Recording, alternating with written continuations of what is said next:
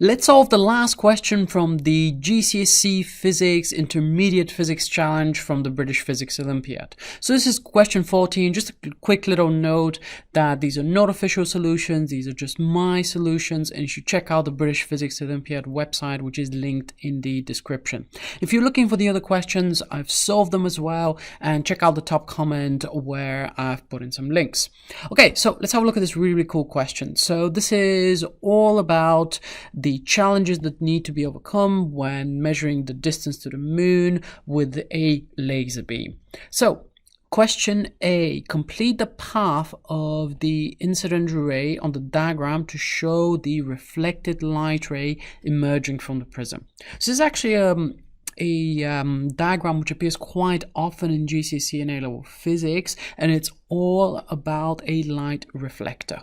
So let's have a look at how this will look like. So here is our diagram. We have the incident light ray that is going in, and then it gets reflected. Now, in the reflection in general, the angle of incidence, which is this angle here, has to equal the angle of reflection towards the normal, meaning that it's going to go straight down. It will emerge parallel to the reflected ray, with the same process happening here. In this case, this is our angle of incidence, which then equals the angle of reflection.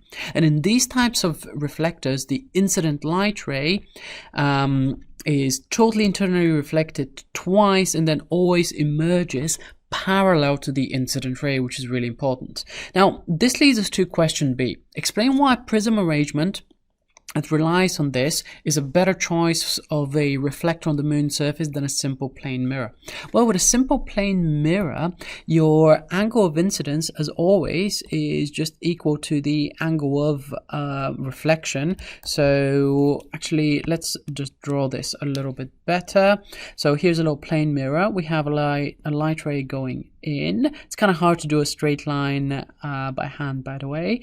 Here is our angle of incidence, but then our reflected ray will move across here at the same angle. So if our source was in this region, then our reflected ray will be in the other region. And therefore, I've answered this by saying that the laser beam will not always be directed towards the source, and we want to get that information back if we're going to be measuring the distance to the moon.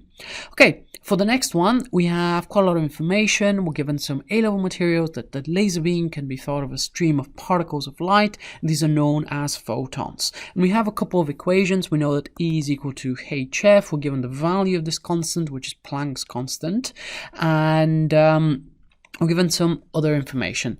Show that the power of the laser is approximately 1 gigawatt.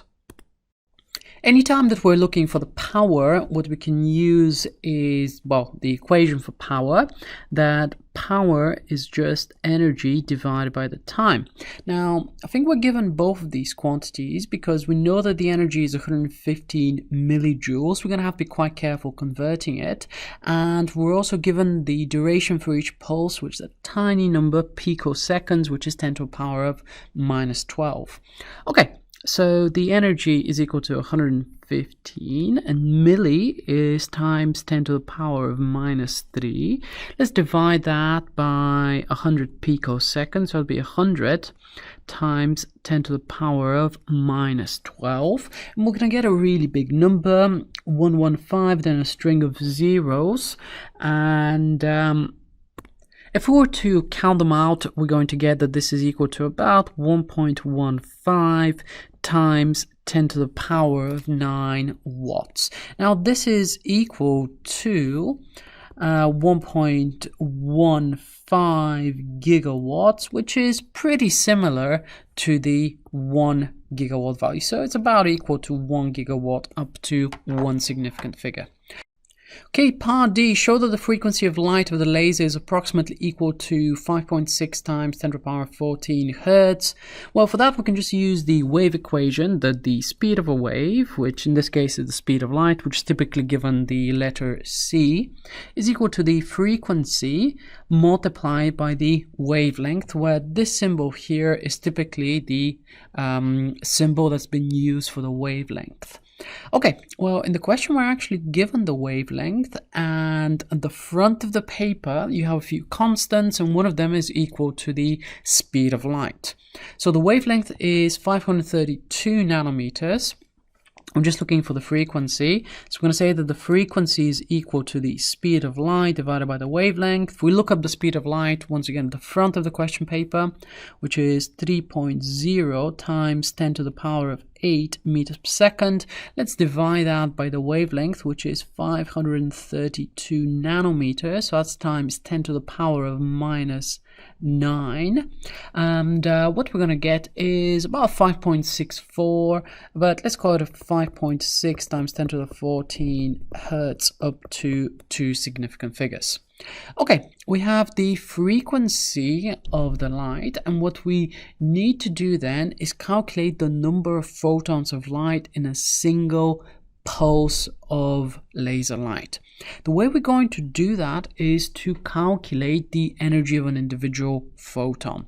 So my plan of action, let's call it this way, is to just use the equation that my number of photons, I'm just going to use this symbol for the number of photons, is going to equal to the total energy divided by the energy of an individual photon. That's going to give me the number of photons divided by the photon energy. Okay, now how much energy is the total energy? Well, we're actually given the energy of a pulse, aren't we, in this question, which is 115 millijoules. So all we need to do is figure out our photon energy, and then we're in business. So my photon energy, I'm just going to call it E subscript pH, is going to be given by HF, where H is Planck's constant. This is this new equation that we're given in this question. Okay, so HF. And the value of Planck's constant is also given in the question. So I'm just going to write it down here. 6.63 times 10 to the power of minus 34. Multiply that by the frequency, which we've just calculated, 5.64 times 10 to the power of 14 hertz. And if we're to put this into a calculator, we're going to get around 3.74 and multiply by 10 to the power of minus 19 joules. Just a quick check, this is a very small number, as you would expect. If you get like a crazy big number, way more than a joule, or 10 to the plus 19, then you know maybe you've missed a minus sign or something like that. But so far this is totally fine. Okay, so the number of photons, once again this kind of hashtag symbol is just for the number of photons, will then be equal to our total energy, which was 115 millijoules, so 115 times 10 to the power of minus 3. Then I'm going to be dividing that by the photon energy, which is 3.74. Oops, what did I write? 3.37. 3.74. Let's write that again. Multiplied by 10 to the power of minus 19. Putting those into a calculator, we should get a pretty high number, and we do, of around 3.1 times 10 to the power of 17 photons. What I'm going to do is I'm just going to underline the final answer here, just to make it a little bit more clear for the person who's marking this. Okay. So part F, explain why pulses of laser light are used rather than a continuous beam of laser light. So the whole idea of this is to measure the distance to the moon really accurately. And the way they do that is by setting out a burst of energy and a few bursts of energy, and then measuring the time that that specific burst is reflected and it comes back. So let's word this. We could do this relatively simply by just saying that the time for an individual pulse to reach the moon and come back is actually measured. And should we just add that this would be not possible? So we can say that this would not be possible for a continuous beam of laser light. For that, we'll just receive it, but then after we receive that initial timing, it would not be possible to do any more time measurements. Okay, so let's have a look at the next one. So here's another cool question. As the pulse of laser light travels towards the moon, the beam spreads out. Then we have a little figure here, and we have this angle which is 0.01 degrees, and the distance to the moon is 384,000 kilometers. Okay, show that when the laser beam reaches the moon, it covers an area of approximately 7 kilometers in diameter. Well, we could approximate this with a little triangle. How are we going to do that? Well, all we need to do is think about our trigonometric functions here. So it's a little bit hard to kind of draw a figure by hand on my tablet, but I'll do my best. Let's do a little triangle, and imagine that this line here was straight. Then this angle here, this angle right here, will be about half of this. So that's just going to be 0.0005, and we could apply the fact that the tangent is equal to the opposite, which is this side here. So that's the opposite divided by the adjacent, which is, well, just this distance here, 384,000 kilometers. So what I'm going to say is that the tangent of, let me just half that, so it's going to be 0.0, and then 1 divided by 2 is going to give me another factor of 0.5, is going to equal to the opposite, which is the radius of this area. So I'm just going to call that, should we just call that distance x, divided by the adjacent, which is 384,000. That's a large distance. Then I'm going to add another factor of 1,000 because it's in kilometers. Okay, so x will be equal to this tangent of 0.0005 degrees multiplied by 384,000 kilometers, and let's multiply this out in a calculator, and we're going to get an answer of around 3.335. So let's just call it 3.35 times 10 to the 3, so 3.35 kilometers. So let's just call it 3.4 kilometers. Okay, well, this here was just the radius, so the whole thing will be twice that amount, which is 3.4. So I'm kind of out of space here, so I'm gonna write this down over here, that the area is going to be, or the diameter, sorry, let's be accurate, the diameter will be equal to twice the radius, which is going to be equal to 6.8 kilometers, which is pretty close to the 7 kilometers in the question. Now I'm just going to underline this question just so to make it as visible as possible.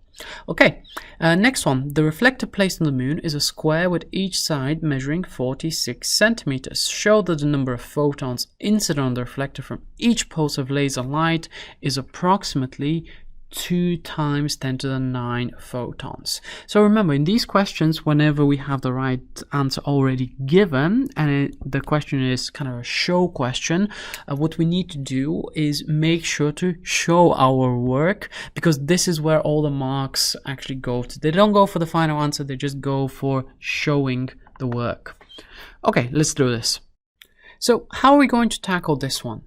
Well, first of all, we're given that the reflector measures each side to be 46 centimeters. So the reflector will be 46 by 46 centimeters, meaning that it's going to have an area of 46 squared centimeters squared. I'm going to put that in a calculator in a little bit. Now the question is, if I place the reflector along here, how many of the photons is it going to get? Well, the idea here is that we're going to need to find the ratio of this circular area divided by the area of the reflector. And then if we assume an equal photon distribution, we are going to get the ratio out of the total number of photons that have struck this entire area. Okay, well, the ratio of the area to the reflector will be just given by 46 centimeters squared. Now we have to be careful, and what I'm going to do is say that 46 centimeters is equal to 0.46 meters squared, or 0.46 squared meters squared, and then we're going to be dividing that by the area of that circle. This is going to be equal to pi times its radius, which is 335, and then I'm going to need to square that. So I'll just pi r squared, the area of a circle, and the ratio will multiply by the total number of photons. So the total number of photons we calculated, what did we calculate the total number of photons? Yeah, there we go. So 3.1 times 10 to the 17 photons strike the entire surface area. So let's multiply this by 3.1 times 10 to the power of 17, and if we were to put this into a calculator, we are going to get about 1.8 multiplied by 10 to the 9 photons. Okay, now so the next one, assume that the entire surface reflects incoming photons of light. The telescope used to detect the returning photons has a diameter of 3.5 meters. Hence, show that the theoretical number of photons received by the telescope from each pulse of laser light is only about 500. So this situation is pretty much analogous to the previous situation. However, the laser that's the source now is actually the reflector that's reflected some photons back to the Earth, and they're detected by a telescope. So what we're going to need to do is find out another ratio, where in the previous part the ratio was of 0.46 squared, so this was in a way the receiver, and that here was the ratio of how much they were received by this low surface area. Now we're going to do the same but in reverse for the amount of light received by a telescope on Earth. So rather than 0.46 squared, our surface area that's receiving it now will be the surface area of the telescope. So that has a diameter, let's not be tricked, our radius will be equal to 3.50 divided by 2. And the first area will be given by pi r squared, so our radius is 3.5 meters divided by 2 squared, and then we're going to be dividing that by the other surface area, which is going to be pi, which the radius of the other surface area was 3.350 squared. Okay, now the amount of photons that we're dealing with now are the amount of photons that have been reflected backwards, and this amount is the one that we calculated in the previous question. A good tip in Olympiads is that often we use the numbers that you've gotten in the previous question.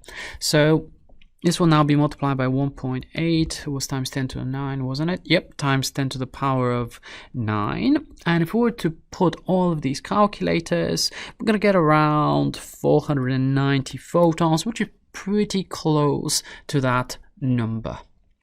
Okay, next one, we have the modern lunar laser ranging experiments use very precise timing to determine the distance to the moon within 15 millimeters. How amazing is that? So the atmosphere can be modeled as a layer of air 12 kilometers in depth with a constant refractive index, which is pretty close to 1 but not quite.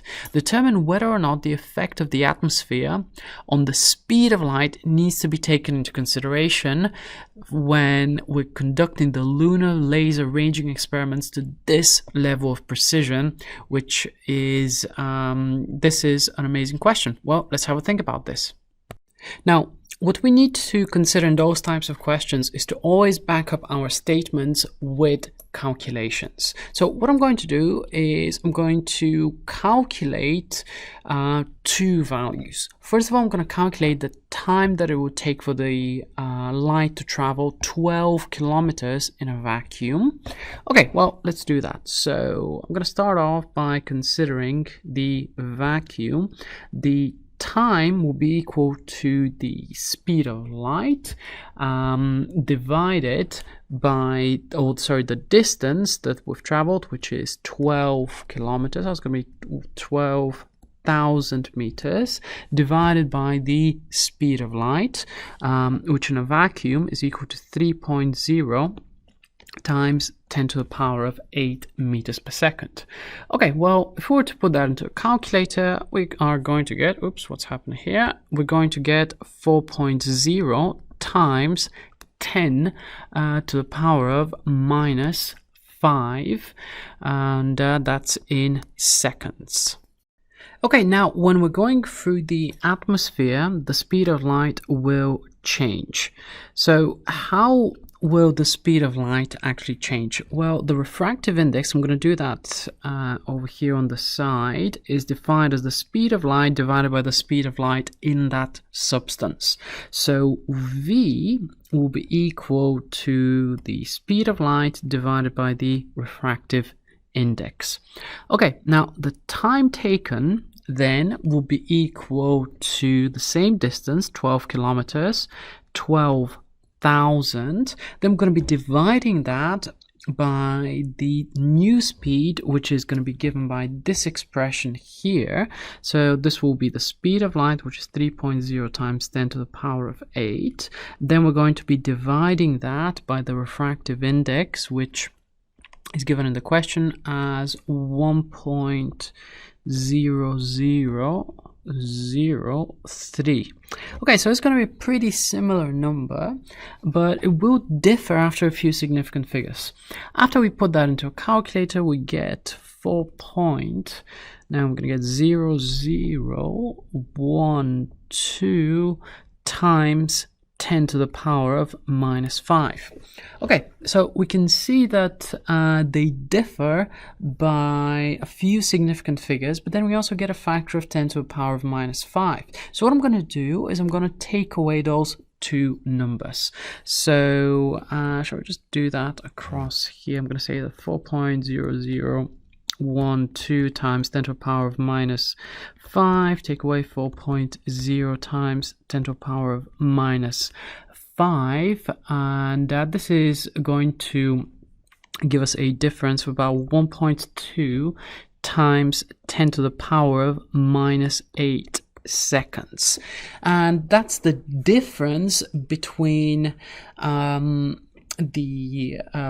the light traveling, the time that light will take in a vacuum versus going through the atmosphere. What is this question actually asking us for? So they want to use very precise timing to determine the distance within 15 millimeters. Well, is this percentage difference, is this uncertainty within that range? Well, how fast would it take for light to travel 15 millimeters? Well, in a vacuum, we can work this out. So I'm going to say here that the time it takes to travel 15 millimeters is actually going to be just equal to, well, 15 millimeters, which is 15 times 10 to the power of minus 3 divided by the speed of light, 3.0 times 10 to the power of 8. And putting these into a calculator, we are going to get a tiny number. We're going to get around 5 0.0 times 10 to the power of minus 11 seconds. So the answer is yes, that we should definitely do something about this. This effect should be considered because this number is significantly larger than the other number. So I'm going to say that the effect should be considered.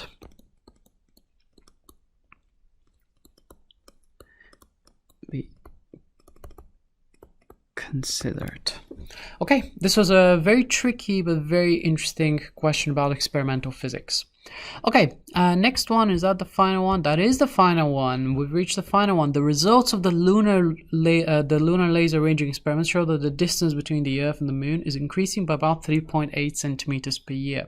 What difference, if any, would we have noticed if we looked up at the full moon in the night sky towards the end of the Stone Age 10,000 years ago? What a fascinating question.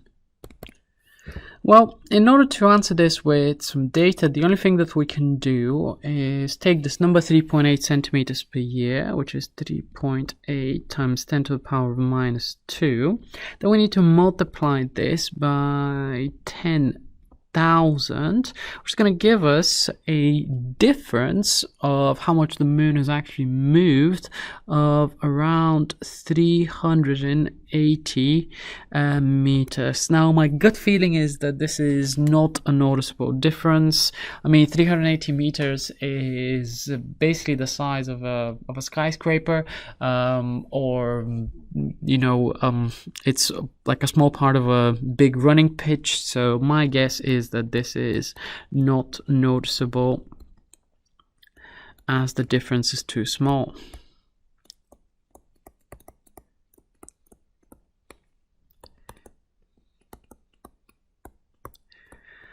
Okay, folks, well, hopefully you've enjoyed this long video. Good luck on the Physics Olympiad, and yeah, make sure to like and subscribe, and I'll see you in the next video.